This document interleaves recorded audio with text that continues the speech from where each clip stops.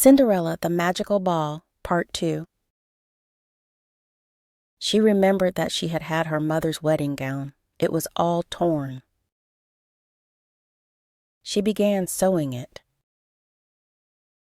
Her little friends, the bird and the rat, started helping her too. This will take lots of time, and by that time the party will be over. Suddenly, a fairy godmother appeared.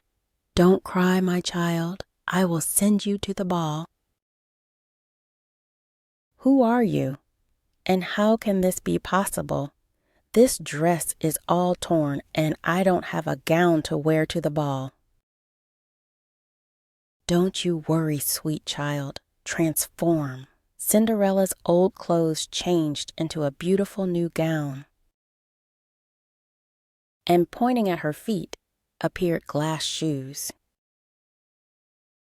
Her mice friends and bird jumping on the pumpkin.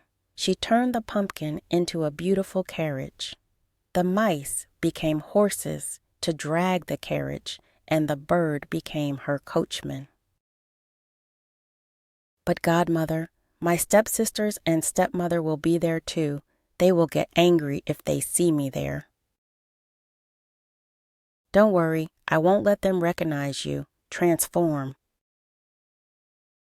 "Oh, thank you, godmother. You are very kind. They will get angry if they see me there."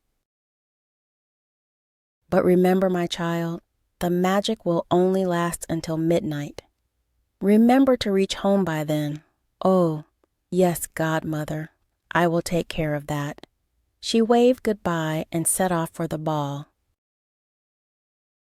When she entered the ballroom, all the heads turned toward her. The stepsisters and the stepmother couldn't recognize her. "How beautiful she is." The handsome prince saw her and fell in love with her at the very first sight. He approached her. "Hey, beautiful lady, may I have the pleasure of dancing with you?" "Yes, of course."